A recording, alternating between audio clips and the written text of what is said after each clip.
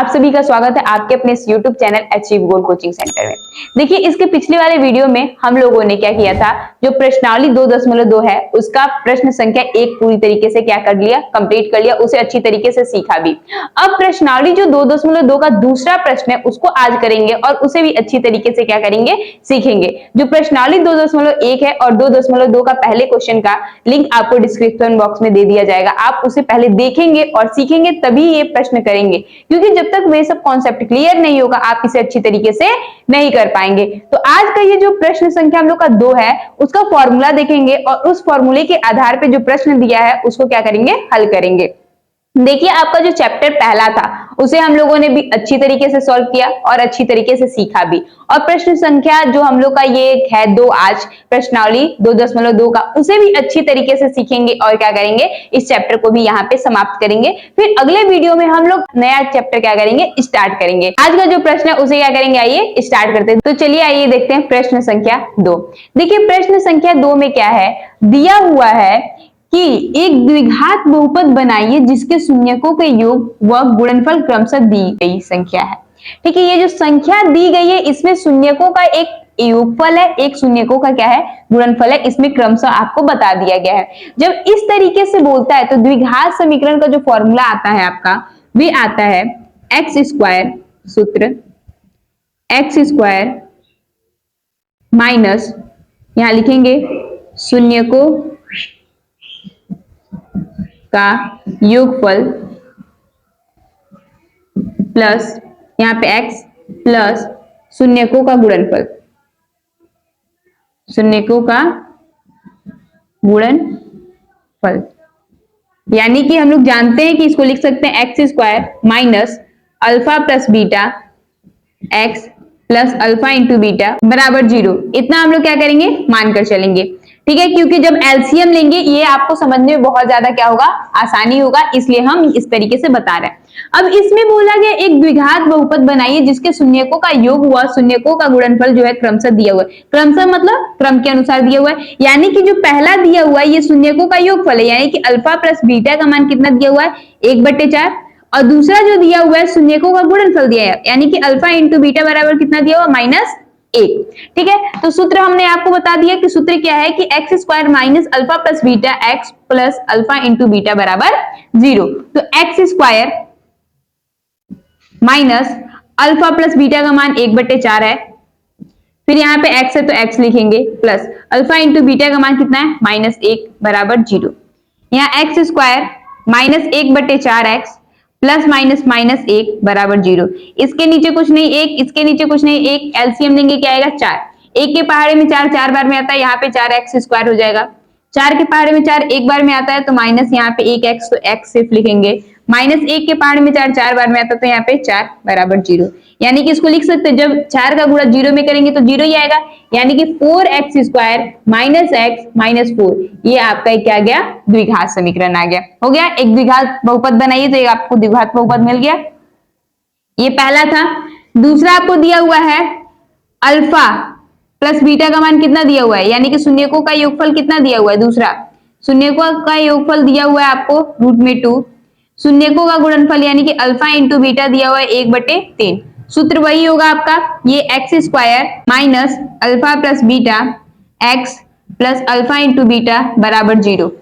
X square minus alpha plus beta का मान √2, यहाँ पे x है तो x plus alpha into beta का मान 1/3 बराबर 0। फिर से सबका एलसीएम ले लेते हैं, इन सबका एलसीएम लेंगे 3 आएगा। 1 के पहाड़े में 3 3 बार में आता है तो यहाँ पे 3x स्क्वायर हो जाएगा, माइनस 1 के पहाड़े में 3 3 बार में आता है तो 3√2x प्लस 3 के पहाड़े में 3 1 बार में आता है तो यहाँ पे 1 बराबर 0।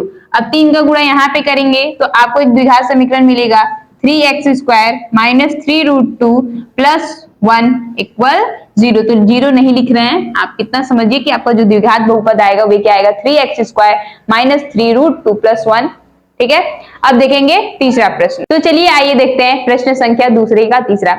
इसको शुरुआत करने से पहले आपको कुछ बोलना चाहते हैं, कहीं आपको समझ में आ जाए तो आप कॉपी किताब लेकर बैठना शुरू कर दे और पढ़ना शुरू कर दे।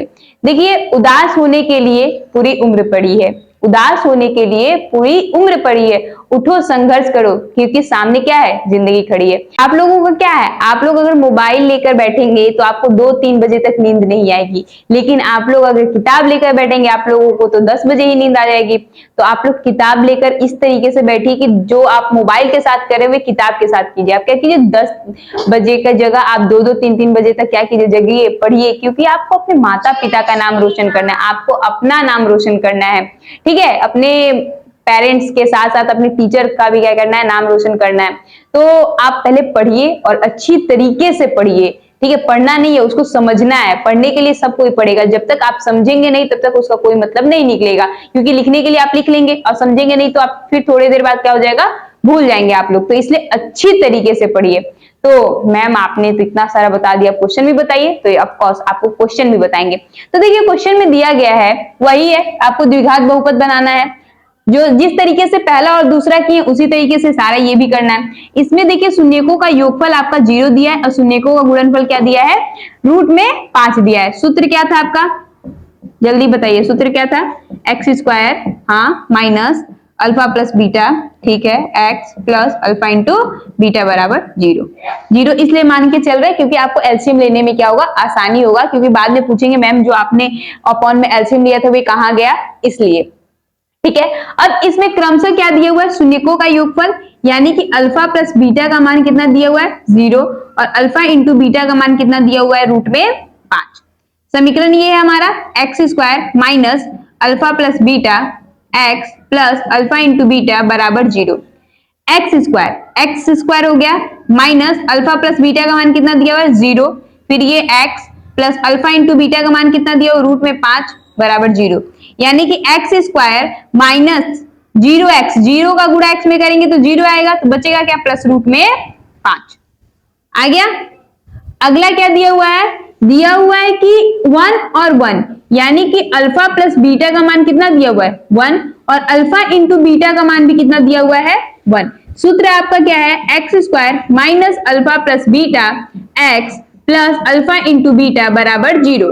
X square minus alpha plus beta का मान क्या दिया हुआ है, 1, और यहाँ पे x plus alpha into beta का मान कितना दिया हुआ है, 1 बराबर 0। एक्स स्क्वायर माइनस 1x का गुणा करेंगे तो x प्लस 1 बराबर 0। तो 0 लिखिए चाहे मत लिखिए, उससे कोई फर्क नहीं पड़ता। ये भी हो गया, ये भी हो गया। अगला क्या दिया हुआ है, यहाँ पे दिया हुआ है -1/4, यानी कि अल्फा प्लस बीटा का मान कितना दिया हुआ, -1/4, अल्फा इंटू बीटा का मान कितना दिया हुआ, 1/4। सूत्र क्या है, x square minus alpha plus beta x plus alpha into beta बराबर 0। X square minus alpha plus beta का मान कितना दिया हुआ है, -1/4, यहाँ पे x plus alpha into beta का मान कितना दिया हुआ है, 1/4 बराबर 0।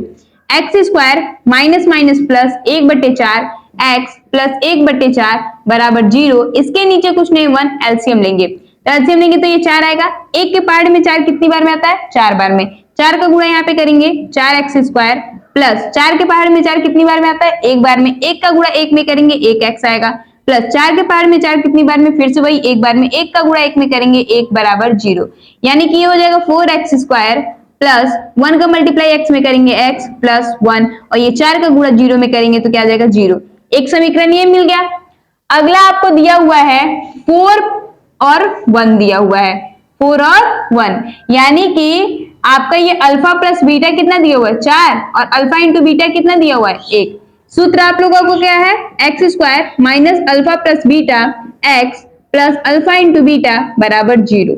ठीक है, x square minus alpha plus beta का मान कितना है, 4, यहाँ पे एक्स है तो x plus alpha into beta का मान कितना दिया हुआ, 1 बराबर 0। यानी कि आपका प्रश्नावली जो 2.2 का प्रश्न संख्या 2 था वो पूरी तरीके से क्या हो गया, कंप्लीट हो गया, और आपने इसको अच्छी तरीके से सीखा। और ये प्रश्नावली का ये चैप्टर जो था पार्ट 2, ये भी पूरी तरीके से क्या हो गया, कंप्लीट हो गया। देखिए इस चैप्टर में हमने 3 लेक्चर दिए। पहला लेक्चर आपका था इंट्रोडक्शन का, ठीक है। दूसरा आपका 2.1 पढ़ाया गया, तीसरा आपका 2.2 पढ़ाया गया।